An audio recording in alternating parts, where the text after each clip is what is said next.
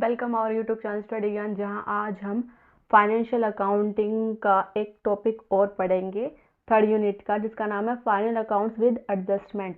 Main topic ये रहेगा कि फाइनेंशियल अकाउंट के अंदर हम कौन कौन सी एडजस्टमेंट करते हैं, तो एक एक करके डिस्कस करेंगे। लेकिन उससे पहले मैं बता दूं कि मैं जो अभी करवा के आई हूँ पिछली आपकी वीडियोस में, तो उसमें मैंने आपको बताया जर्नलाइजिंग जो करते हैं हम किसके अंदर, लेजर जर्नल के अंदर। दूसरा बताया फिर मैंने आपको पोस्टिंग जो करते हैं लेजर के अंदर। तीसरा है आप क्या करते हो, बैलेंस और समराइजिंग करते हो ट्रायल बैलेंस के अंदर। जो ट्रायल बैलेंस आप निकालते हो उसकी हेल्प से आपका क्या बनता है, फाइनेंशियल स्टेटमेंट बनती है। फाइनेंशियल स्टेटमेंट के अंदर आते हैं आपके trading account, profit and loss account और बैलेंस शीट। जब आप ये बना लेते हो तो उसके बाद कई बार ऐसा रहता है कि कुछ ट्रांजैक्शन रह जाती हैं, या कुछ ऐसी ट्रांजैक्शन होती है जो बाद में आप लिखते हैं, या बाद में जब आप फाइनल अकाउंट प्रिपेयर करने के बाद आप चेक करते हैं तो कुछ एडजस्टमेंट होती हैं जो आपको करनी होती हैं। तो वो जो एडजस्टमेंट है कौन कौन सी होती हैं वो यहाँ देखेंगे एक एक करके, और उनको किस किस तरह एंटर किया जाएगा वो भी हम यहाँ देखेंगे, कौन सी एंट्री पास आउट की जाएगी। ठीक है, तो मेन ये जो फाइनेंशियल स्टेटमेंट है उसके अंदर आपको जो जो चेंजेस करने हैं वो क्या कहलाएंगी, एडजस्टमेंट एंट्रीज कहलाएंगी। अब एक एक करके बात करते हैं, फाइनेंशियल अकाउंट्स विद एडजस्टमेंट है क्या। देखो, जब हम क्या करते हैं बिजनेस में, जब हम अकाउंट्स बनाते हैं तो ये ज़रूरी नहीं है कि सारे के सारे अकाउंट एक ही बार में प्रिपेयर हो जाते हैं, कुछ मिस्टेक नहीं होती, ऐसा पॉसिबल नहीं है। कई बार हमारा क्या होता है, मिस्टेक रह जाती है या कुछ एंट्री हम भूल जाते हैं करना, या पार्शियल कर देते हैं एंट्री। तो उस केस में हम क्या करते हैं, एडजस्टमेंट एंट्री डालते हैं, ताकि क्या निकले, ट्रू और फेयर पोजीशन हम पता कर सके। जो आपके फाइनेंशियल अकाउंट्स हैं बनाने के दो मोटिव रहते हैं। पहला रहता है फाइनेंशियल परफॉर्मेंस चेक करना, दूसरा रहता है फाइनेंशियल पोजीशन चेक करना। जो आपके फाइनेंशियल पोजीशन बताते हैं वो तो आपका बैलेंस शीट है। जो फाइनेंशियल पोजीशन ये बताएगी कि जो बिजनेस है वो कहाँ स्टैंड करता है, उसके पास कितनी असेट्स है, कितनी लायबिलिटी है, फ्यूचर में वो अपनी लायबिलिटी को पे कर सकता है या नहीं कर सकता, वो क्या बताएगी, फाइनेंशियल पोजीशन बताएगी आपकी बैलेंस शीट। बात करें परफॉर्मेंस की तो ये होते हैं इनकम स्टेटमेंट। इनको इनकम स्टेटमेंट भी बोलते हैं, जिसमें आता है trading and profit and loss account. ये दोनों अकाउंट आपके परफॉर्मेंस और प्रॉफिटेबिलिटी दोनों को बताते हैं। अब एक एक करके बात करें कि भाई देखो, हमने फाइनेंशियल अकाउंट हैं, उनकी ज़रूरत क्यों पड़ती है, फाइनेंशियल अकाउंट में एडजस्टमेंट करने की ज़रूरत क्यों पड़ती है। तो पहला रहता है कि आपको क्या करना है, नेट प्रॉफिट निकालना है, नेट लॉस निकालना है, बिना किसी आप ये लगा लो एरर के, तो आपको क्या करना पड़ेगा, एडजस्टमेंट एंट्री करनी पड़ेगी। दूसरा, एक्चुअल आपको फाइनेंशियल स्टेटस निकालना है कंपनी का, तब भी आपको क्या करनी पड़ेगी, एडजस्टमेंट एंट्री करनी पड़ेगी। आपको जो रिकॉर्ड है वो अच्छे से मेंटेन करने के लिए भी क्या करना पड़ेगा, आपको एंट्री करनी है। आपको एरर फ्री अपने अकाउंट्स बनाने हैं, या फिर ये लगा लो कोई इनकम है जो अक्यूट बेसिस पे है वो आपको लिखनी है, ये सभी, या फिर डेप्रिसिएशन या कोई अदर प्रोविज़न, ये सभी आपके क्या किए जाते हैं, एडजस्टमेंट एंट्री के थ्रू फाइनेंशियल स्टेटमेंट में लिखे जाते हैं, ताकि आपको क्या रहे, याद रहे, और आपके जो बेनिफिट है वो लंबे समय तक बने रहे उनके साथ। क्योंकि जो आपके फाइनेंशियल अकाउंट्स हैं वो आप कम्युनिकेट करते हो, इनकी इंफॉर्मेशन देते हो आपके स्टेक होल्डर्स को। स्टेक होल्डर्स कौन होते हैं भाई, स्टेक होल्डर्स वो पर्सन होते हैं जिनका इंटरेस्ट होता है आपके बिजनेस के अंदर। उनको क्या चाहिए, आपकी इंफॉर्मेशन चाहिए, वो खुद जानना चाहते हैं कि भाई बिजनेस के अंदर उनकी प्रॉफिटेबिलिटी कितनी चली हुई है। दूसरा, बिजनेस फाइनेंशियल जो उसकी पोजीशन है वो कितनी है, कैसी है, ये सभी पता करने के लिए जो स्टेक होल्डर हैं वो क्या चेक करेंगे, फाइनेंशियल स्टेटमेंट चेक करेंगे। अगर वही करेक्ट नहीं होगी तो इन्फॉर्मेशन को गलत मिलेगी।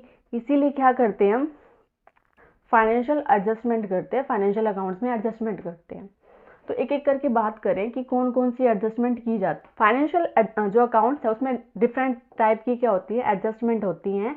लेकिन आपको ये स्टार्ट करने से पहले मैं बता देती हूँ, जब आप प्रैक्टिकल क्वेश्चन करते हैं तो ट्रायल बैलेंस के अंदर जो आपकी ट्रांजेक्शन्स दे रखी हैं या जो आइटम दे रखे हैं उसको आप क्या करते हो, एक बार नोट डाउन करते हो, एक बार लिखते हो, ठीक है।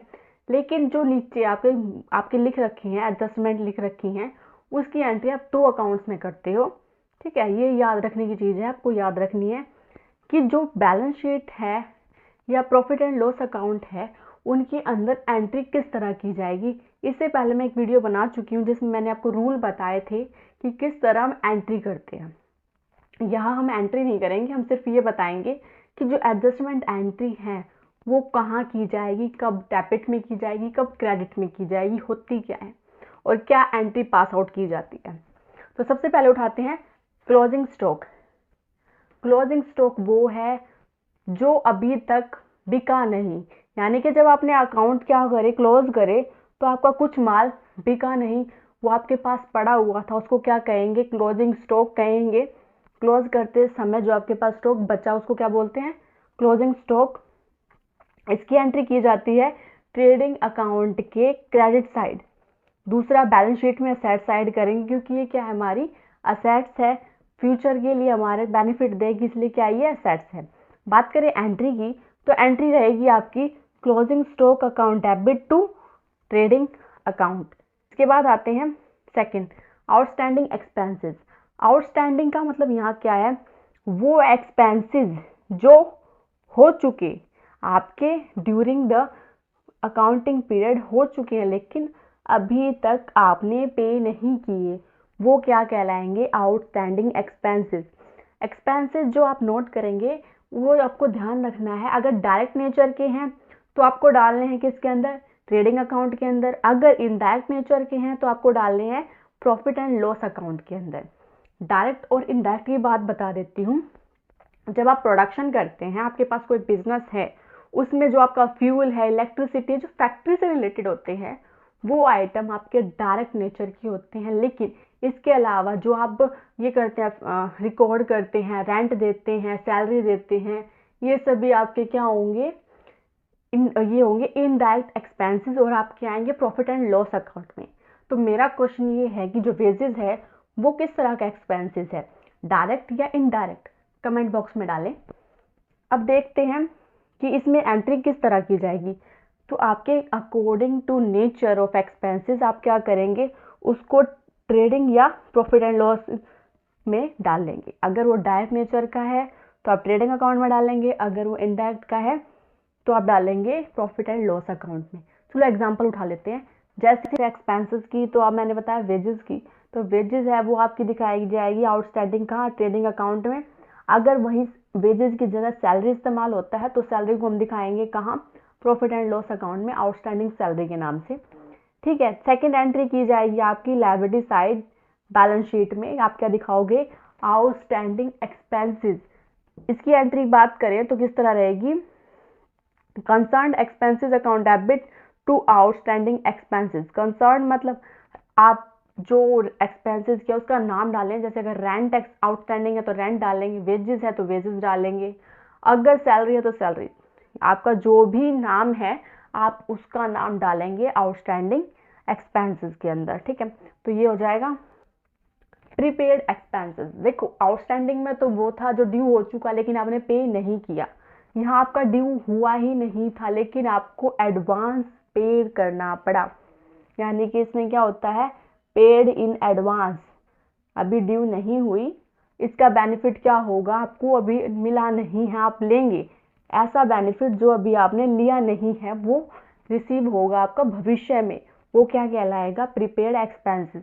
और जो प्रीपेड एक्सपेंसेस होते हैं वो हमारे क्या होते हैं, एक तरह से ये लगा लो असेट्स होते हैं, आने वाले ईयर्स में हम क्या करते हैं, उसको इस्तेमाल करते हैं। जब तक वो क्या है, पूरी तरह इस्तेमाल नहीं हो जाते, आप क्या करते रहेंगे, उसको कैरी फॉरवर्ड करते रहेंगे। बात करें जो एक्सपेंसेस है उसका क्या करना है, तो एक्सपेंसेस आप दिखाएंगे, सब्ट्रैक्ट कर देंगे या तो ट्रेडिंग अकाउंट में या प्रॉफिट एंड लॉस अकाउंट में, जो मैंने पहले बताया था according to nature of expenses वो यहाँ भी अप्लीकेबल होगा। बात करें तो आउटस्टैंडिंग आपकी लायबिलिटी थी, प्रीपेड की बात करें तो ये आपकी क्या होती है, असेट्स होती है, आपकी जो बेनिफिट है फ्यूचर में मिलेंगे उसके लिए आपको दोबारा पे नहीं करना होगा। अब ये एक्सपेंसेस की एंट्री क्या होगी, prepaid expenses account debit to concerned expense account. अब आते हैं तीसरे, अक्यूड या रिसीवेबल इनकम। वो इनकम जो आपने क्या है कमा ली बट एक्चुअली रिसीव नहीं हुई वो क्या कहलाएगी, एक्यूज या रिसीवेबल इनकम। रिसीवेबल मतलब ड्यू हो चुकी, रिसीव नहीं हुई है। इसकी एंट्री आपकी क्या होगी, आपको ऐड करना है इनकम के अंदर प्रॉफिट एंड लॉस अकाउंट में। सेकंड ये आपकी असेट्स है, आप इसको कहाँ दिखाएंगे, बैलेंस शीट में। एंट्री इस तरह रहेगी, accrued income account debit to concerned income. Income कौन सी, आपने कमीशन से कमाई है, रेंट से कमाई है, या कहीं सैलरी या कुछ भी आपने काम किया है, वो क्या है आपकी इनकम है, उसको आपको दिखाना है। कंसर्न का मतलब आपने जो इनकम कमाई है उसका नाम लिखें। अब आते हैं इनकम रिसीव्ड इन एडवांस या अनअर्न, मतलब अभी तक आपने कमाई नहीं है बट आपको रिसीव हो चुकी है, एक तरह से एडवांस है ये आपका। तो वो इनकम जो अभी आपने क्या है कमाई नहीं है और लेकिन करंट पीरियड में आपने उसको ले लिया है, वो आपकी क्या कहलाएगी, एडवांस इनकम। और एडवांस इनकम क्या होती है, आपको दिखानी है प्रॉफिट एंड लॉस में जो रिलेटेड इनकम है उसमें से सब्ट्रैक्ट करनी है पहले तो। दूसरा ये लायबिलिटी है, उसके लिए आपको पे करना मतलब काम करना पड़ेगा उनका, क्योंकि आपने पहले तो पैसे ले लिए, इस्तेमाल कब उनका काम कब करोगे आप, भविष्य में। तो वो क्या आपकी लायबिलिटी इन बैलेंस शीट में दिखाओगे। बात करें एंट्री की, तो concerned income account debit to income receive in advance, जो आपको रिसीव हुई है वो एडवांस में वो आपको लिखनी है। अब बात करते हैं डेप्रिसिएशन की, तो डेप्रिसिएशन की मैंने एक सेपरेट आपका वीडियो बना रखा है। एडजस्टमेंट एंट्री की बात करते हैं तो देखो डेप्रिसिएशन क्या है, आपकी फिक्स असेट्स की वैल्यू में कमी आना, जब आप उसको इस्तेमाल करते हो जो कमी आती है वो डेप्रिसिएशन कहलाती है। और इसको आप कहाँ दिखाओगे, हर साल आपको दिखाना है, आपको डेबिट साइड में प्रॉफिट एंड लॉस अकाउंट में, और दूसरा क्या करना है, इसको असेट्स की वैल्यू में से माइनस करना होता है बैलेंस शीट में। ठीक है, एंट्री की बात करें तो इसके एंट्री होगी depreciation account debit to concern assets account. अगर वो बिल्डिंग है तो बिल्डिंग आपकी डेप्रिशिएट हुई तो वो लिखनी है, मशीन है तो मशीन का नाम लिखना है। अब बात करते हैं एप्रिसिएशन अकाउंट। देखो डेप्रिसिएशन में तो वैल्यू डिक्रीज हुई, लेकिन कई बार ऐसा होता है फिक्स असेट्स की वैल्यू इंक्रीज हो जाती है, इंक्रीज होती है तो उसकी भी एंट्री करनी होगी। तो इसमें क्या होगा, जब आपकी फिक्स असेट्स की वैल्यू प्राइस की वजह से क्या हो जाती है, इंक्रीज हो जाती है, तो उसको बोलते एप्रिसिएशन। और इसकी एंट्री की जाती है, एक तो आपको दिखाना है प्रॉफिट एंड लॉस में क्रेडिट साइड, दूसरा बैलेंस शीट में जो फिक्स एसेट्स है उसमें आपको क्या करना है, इसको ऐड कर देना है। बात करें एंट्री की तो concern assets account debit to appreciation account, आपको अमाउंट लिख देना है। अब आते हैं इंटरेस्ट ऑन कैपिटल। देखो जब हम कोई बिजनेस स्टार्ट करते हैं तो जो प्रोप्राइटर है या ओनर है वो क्या करता है, अपना कुछ अमाउंट इन्वेस्ट करता है बिजनेस में स्टार्टिंग में, तो उसको बोलते हैं कैपिटल। कैपिटल पर हम क्या करते हैं, कई बार इंटरेस्ट पे करते हैं प्रोप्राइटर को, तो वो क्या कहलाएगा आपका इंटरेस्ट ऑन कैपिटल, जब आप उसको क्या कर रहे हो, ओनर को पे कर रहे हो। ये एक तरह का इनडायरेक्ट एक्सपेंसेस है, आप इसको दिखाओगे प्रॉफिट एंड लॉस अकाउंट के डेबिट साइड में। दूसरा आप इसको ऐड करोगे कहाँ, कैपिटल अकाउंट के अंदर बैलेंस शीट में। बात करें एंट्री की तो एंट्री रहेगी interest on capital account debit to capital account. आते हैं 9 में, तो इसमें आता है इंटरेस्ट ऑन ड्राइंग। देखो ड्राइंग क्या है, ड्राइंग वो पार्ट जो प्रोप्राइटर ने निकाला है इस्तेमाल करने के लिए, वो क्या कहलाएगा, ड्राइंग कहलाएगा। और जो ड्राइंग है जब आप देखो जैसे हम कैपिटल में पेमेंट करते हैं इंटरेस्ट की, वैसे ही जब वो पेमेंट निकालेगा तो उस पर भी तो इंटरेस्ट लगना चाहिए ना, बिल्कुल लगना चाहिए। तो वो यही है, जब प्रोप्राइटर अपने पर्सनल यूज के लिए कोई अमाउंट निकालता है वो ड्राइंग कहलाती है। कई बार क्या होते हैं, एक तरह से लोन की तरह ट्रीट करते हैं इसको, और इसमें इंटरेस्ट पे करता है कौन, जो आपका प्रोप्राइटर है कंपनी को। और ये एक तरह का क्या रहता है, प्रॉफिट या गेन होता है बिजनेस का, ठीक है। और प्रोप्राइटर का क्या होता है, लॉस होता है। इसकी एंट्री ये होगी प्रॉफिट एंड लॉस अकाउंट के अंदर, क्रेडिट साइड में दिखाएंगे। दूसरा जो आपका कैपिटल अकाउंट है उसके अंदर आपको क्या करना है, माइनस करना है बैलेंस शीट में। एंट्री की बात करें तो एंट्री रहेगी drawing account debit to interest on drawing account. इसके बाद बात करते हैं interest on deposit. Interest on deposit, deposit का मतलब क्या होता है, जमा करना। जब आप अपना अमाउंट या कोई पैसे बैंक में जमा करते हो तो आपको क्या मिलता है, कुछ फिक्स रेट पे इंटरेस्ट मिलता है, तो वो क्या कहलाएगा, इंटरेस्ट ऑन डिपॉजिट। ये एक तरह से फर्म की इनकम होती है। इसको दिखाया जाएगा कहाँ, प्रॉफिट एंड लॉस अकाउंट के क्रेडिट साइड में, और दूसरा दिखाया जाएगा जो आपके डिपॉजिट है असेट साइड में, जो डिपॉजिट है बैलेंस शीट में उसमें आपको ऐड करना है। बैलेंस शीट में जाओ, वहाँ जो बैंक है या डिपॉजिट नाम से कुछ भी लिखा हुआ है उसमें आप ऐड कर दो इंटरेस्ट ऑन डिपॉजिट के नाम से। बात करें एंट्री की, तो एंट्री रहेगी bank deposit account debit to interest on deposit account. अब आते हैं इंटरेस्ट ऑन लोन। आपने कोई लोन लिया है, उस पर इंटरेस्ट पे कर रहे हो। जब क्या करता है बिजनेस, कोई लोन उठाता है तो एक टाइम पीरियड पे उसको क्या करना पड़ता है, इंटरेस्ट पे करना होता है। तो एक तरह से ये क्या है, आपका ये लगा लो खर्चा है बिजनेस का। बिजनेस का जो खर्चे होते हैं वो आपको दिखाने होते हैं, और ये एक तरह से क्या होता है, बिल्कुल आउटस्टैंडिंग एक्सपेंसेस की तरह ट्रीट किया जाएगा। इसकी एंट्री होगी प्रॉफिट एंड लॉस अकाउंट के डेबिट साइड में इंटरेस्ट ऑन लोन के नाम से। दूसरा इसको एंटर करोगे आप कहाँ, लोन अकाउंट के अंदर आप ऐड करोगे लायबिलिटी साइड में, ठीक है, बैलेंस शीट के अंदर। बात करें एंट्री की, तो interest on loan account debit to outstanding interest account. बात करते हैं प्रोप्राइटर सैलरी। प्रोप्राइटर है, कई बार ऐसे होते हैं कि जब हम बिजनेस स्टार्ट करते हैं तो कुछ प्रोप्राइटर एक्टिवली काम करते हैं, जितना भी काम होता है उसमें एक्टिवली पार्टिसिपेट करते हैं। तो जो उनका पार्टिसिपेशन है उसके लिए हम क्या करते हैं, एक फिक्स अमाउंट पे करते हैं, सैलरी पे करते हैं उनको, तो वो क्या कहलाएगी, प्रोप्राइटर सैलरी कहलाएगी। प्रोप्राइटर को सैलरी पे करना, ये एक तरह से बिजनेस का क्या है, खर्चा है। इसको आपको दिखाना है डेबिट साइड में प्रॉफिट एंड लॉस में पहले तो, दूसरा बैलेंस शीट में ये क्या है, लायबिलिटी में जो कैपिटल है उसमें आपको ऐड करके दिखाना है, ठीक है। एंट्री की बात करें तो एंट्री आएगी proprietor salary account debit to capital account, क्योंकि इससे क्या हो जाएगा, कैपिटल का अमाउंट बढ़ जाएगा।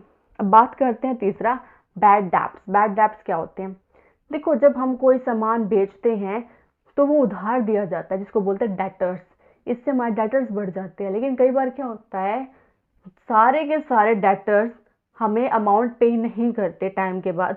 कुछ ऐसे होते हैं जो मुकर जाते हैं, मना कर देते हैं हम पे नहीं करेंगे, तो वो आते हैं बैड डेब्ट्स की कैटेगरी में। कि बैड डेब्ट्स कौन से अमाउंट, वो अमाउंट डेटर का जो हमने रिसीव नहीं किया वो क्या कहलाएगा, बैड डेट्स। और ये एक तरह का क्या होता है, बिजनेस का लॉस होता है। इसको दिखाना है प्रॉफिट एंड लॉस अकाउंट के डेबिट साइड में। दूसरा जो आपके डेटर्स हैं बैलेंस शीट के अंदर उसमें से माइनस करके दिखाओ। बात करें एंट्री की, तो एंट्री रहेगी आपकी bad debts account debit to debtors account. आते हैं provision for bad debts account. देखो बैड डेट्स तो आपको डिक्लेयर हो गया, भाई इतना अमाउंट आपका डूब गया। लेकिन कई बार क्या करती है कंपनी, उसको पिछले रिकॉर्ड देख के उसको पता चल जाता है कि भाई इतने परसेंट हमारे क्या रहते हैं, हर साल बैड डेट्स रहते हैं, इतने पैसे तो हमारे रिकवर होते ही नहीं है। तो उसने क्या करा, एक उठा के प्रोविजन बना दिया कि हर बार मैं प्रॉफिट का इतना परसेंट क्या करूंगी, प्रोविजन में डालूंगी, ताकि अगर बैड डेट्स हों तो यहाँ से डिडक्ट किए जा सके। तो प्रोविजंस है वो एक तरह से आपका क्या है, अमाउंट है जो डाला जाएगा प्रॉफिट के अंदर से, ठीक है, ताकि होने वाले बैड डेट्स को क्या किया जा सके, रिकवर किया जा सके। ये लगा लो कि वहां से ना निकाल के हम कहाँ से निकाले, प्रोविजंस में से इसकी पेमेंट कर लें, ठीक है, सेटलमेंट कर लें। तो बात करें एंट्री की, तो इसको दिखाया जाएगा डेबिट साइड में प्रॉफिट एंड लॉस अकाउंट के अंदर। दूसरा एक नया डाला जाएगा अमाउंट जिसका नाम होगा प्रोविजन फॉर बैड डेट्स। किसके अंदर से डिडक्ट कर देंगे, डेटर में से। हम पहले ही मान लेंगे कि भाई डेटर्स का इतना परसेंट क्या रहता है, बैड डेट्स रहता है, और उसके अकॉर्डिंग हम क्या कर देते हैं, प्रोविजन बना देते हैं, ठीक है। अब इसकी एंट्री की बात करें तो एंट्री रहेगी profit and loss account debit to provision for bad debt, bad and doubtful debts. Doubtful मतलब हमें डाउट है कि रिकवर नहीं होंगे। अब कुछ ऐसा भी होता है बैड डेट्स रिकवर्ड हो जाते हैं। बैड डेट रिकवर हो गए तो मतलब बिजनेस को तो क्या हुआ, गेन हुआ ना। बैड डेट रिकवर का मतलब है कि हमने तो डिक्लेयर कर दिए थे भाई इससे पैसे मिलने नहीं हैं, लेकिन फिर भी क्या हुआ, कुछ समय के बाद, उसने टाइम पे के बाद उसने पे कर दी, तो वो हमारे लिए क्या है, एक तरह से गेन है, जिसके लिए हमने सोच लिया भाई रिकवर नहीं होने वाले, वो रिकवर हो चुके तो मतलब गेन है। और जो गेन होते हैं उसको आपको कहाँ दिखाना है, पहला तो आपको दिखाना पड़ेगा, तो क्या करो, प्रॉफिट एंड लॉस के क्रेडिट साइड दिखा दो, या दूसरा क्या दिखाओ, अगर कोई बैड डेब्ट्स हैं पहले से लिखे हुए हैं, उसके अंदर से आप डिडक्ट कर दो जो आपको रिसीव हो चुके हैं बैड डेब्ट्स, ठीक है, प्रॉफिट एंड लॉस के अंदर। बात करें दूसरी एंट्री की, तो दूसरी एंट्री क्या करें आप, बैड डेट रिकवर को ऐड कर दो कैश अकाउंट के अंदर, आपका कैश इतना मिल गया है, एंट्री होगी आपकी कैश अकाउंट डेबिट, या कैश या बैंक लगा लो, cash account debit to bad debt recovered account. यहाँ पर आप क्या कर सकते हो, कैश भी यूज कर सकते हो, बैंक भी यूज कर सकते हो। अब आते हैं अबनॉर्मल लॉस के अंदर। अबनॉर्मल लॉस वो लॉस होता है जिसकी भाई कल्पना ही नहीं की थी और हो गया। तो ऐसा लॉस जिसकी कल्पना नहीं की जाती, या एक्सीडेंटल लॉस की बात करें तो वो क्या है, आपका एक तरह से नुकसान ही है ना। नुकसान को कहाँ दिखाते हैं हम, डेबिट साइड दिखाते हैं। तो ये ही करेंगे इसके अंदर भी। अगर आपका कोई लॉस है, अर्थक्वेक या फिर एक्सीडेंटल वार, किसी वजह से हुआ है, तो वो आपका क्या किया जाएगा, कंसिडर लॉस की कैटेगरी में डाला जाएगा। और आप उसमें देखो 3 चीजें याद रख के चलो, या तो कंपनी ने उसका इंश्योरेंस करवा रखा है या नहीं करवा रखा। अगर उसने इंश्योरेंस करवा रखा है तो कितना उसका क्लेम मिला है, कितना नहीं मिला, वो आपको देखना है।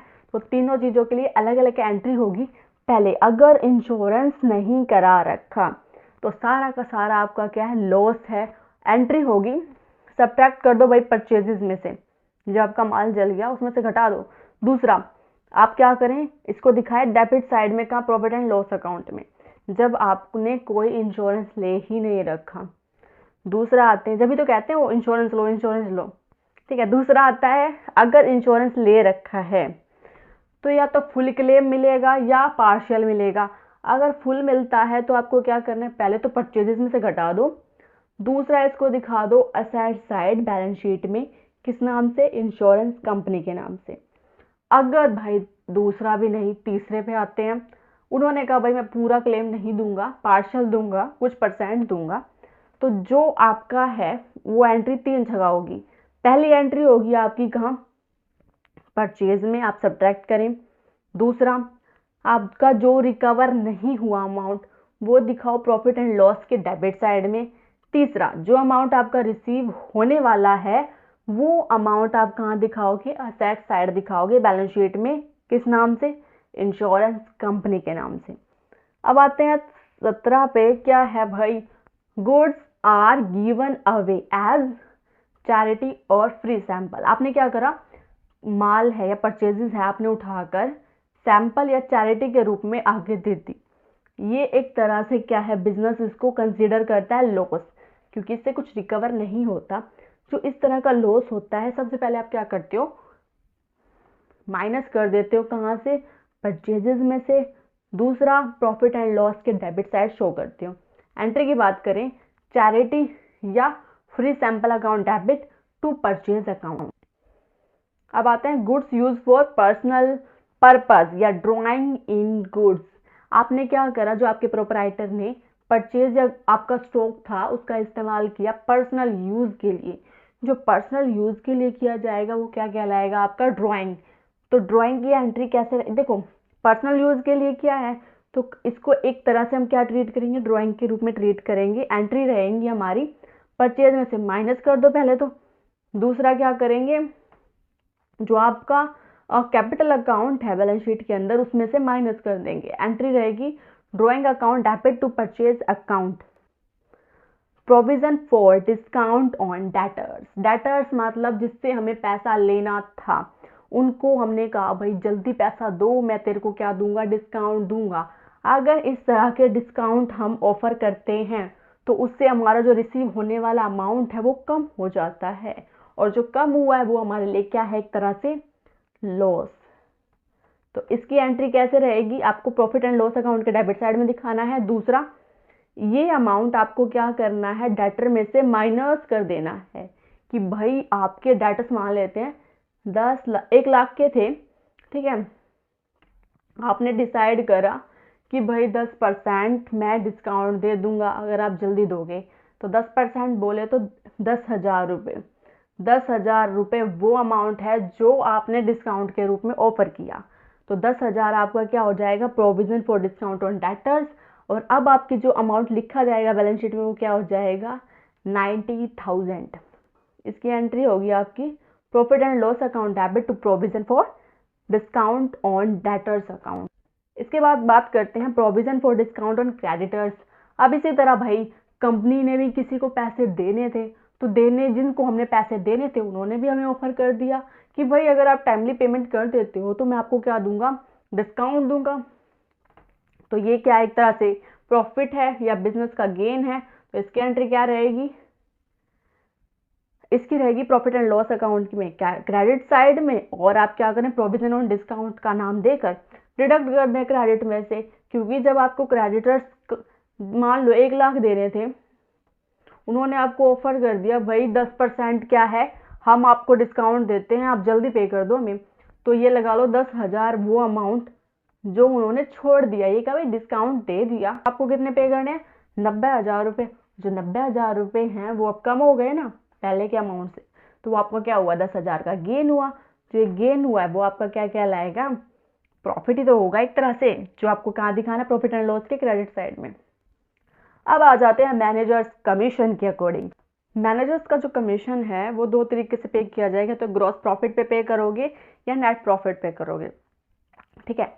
ग्रॉस प्रॉफिट अलग है, नेट प्रॉफिट अलग है। आपको पता है ग्रॉस प्रॉफिट कैसे निकलता है, ट्रेडिंग अकाउंट से आपका ग्रॉस प्रॉफिट निकलता है। जब आप क्या करते हो, प्रॉफिट एंड लॉस अकाउंट का बैलेंस निकालते हो, वो आपका होता है नेट प्रॉफिट, ठीक है। अब बात करते हैं, कई बार क्या होता है, वो 2 कंडीशन और दे देता है, बिफोर चार्जिंग सच कमीशन, आफ्टर चार्जिंग सच कमीशन। अगर वो बिफोर चार्जिंग सच कमीशन कहे तो आपको करना है नेट प्रॉफिट मल्टीप्लाई रेट और डिवाइडेड बाय 100, ठीक है। ये आपका क्या रहेगा, बिफोर सच कमीशन, ठीक है, बिफोर चार्जिंग सच कमीशन के केस में। लेकिन अगर वो आफ्टर का केस डाल दे, ये कि भाई आफ्टर है, तो आपको क्या करना है, नेट प्रॉफिट मल्टीप्लाई रेट